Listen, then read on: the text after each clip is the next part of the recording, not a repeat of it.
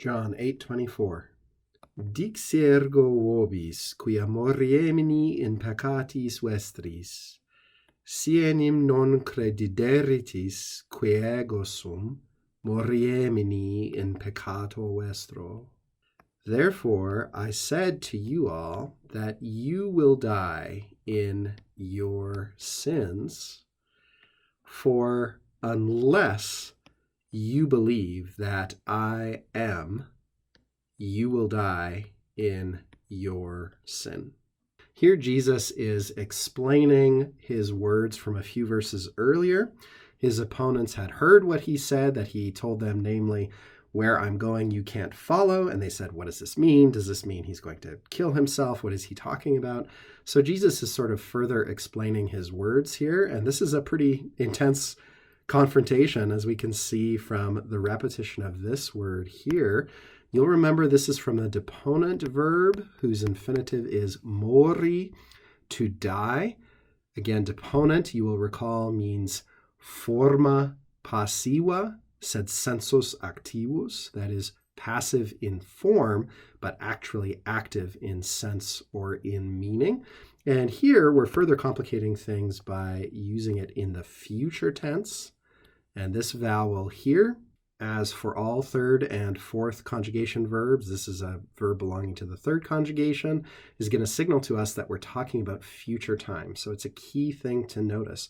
You all, plural, you all shall die.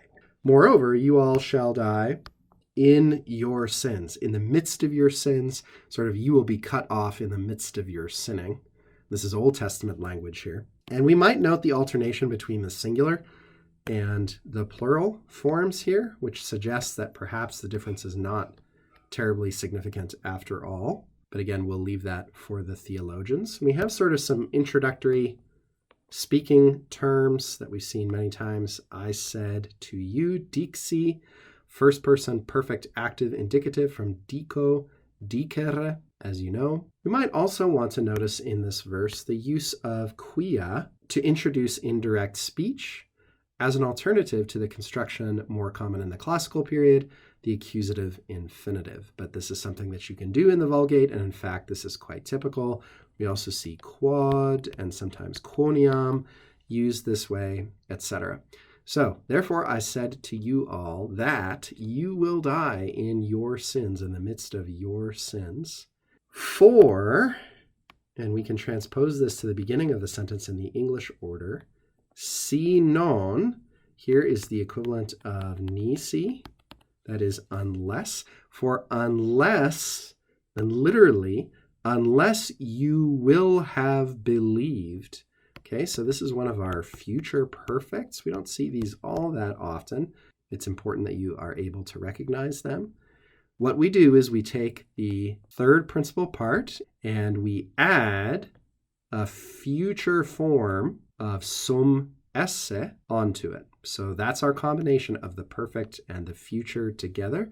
Credideritis, literally, unless you will have believed, unless you will in the future be in a state of having decided to believe, etc. In English, we would just say, colloquially, unless you believe. We're sort of less picky about expressing relative chronology in our English use of tenses. Unless you will have believed that I am. Now, longtime listeners to this screencast will know that this is a super significant phrase. This is ultimately an allusion to Exodus 3:14, in which God the Father explains the name by which he wants himself to be known among the Israelites to Moses at the scene of the burning bush. And this tells us a lot about God's character, who he is, what kind of being he is.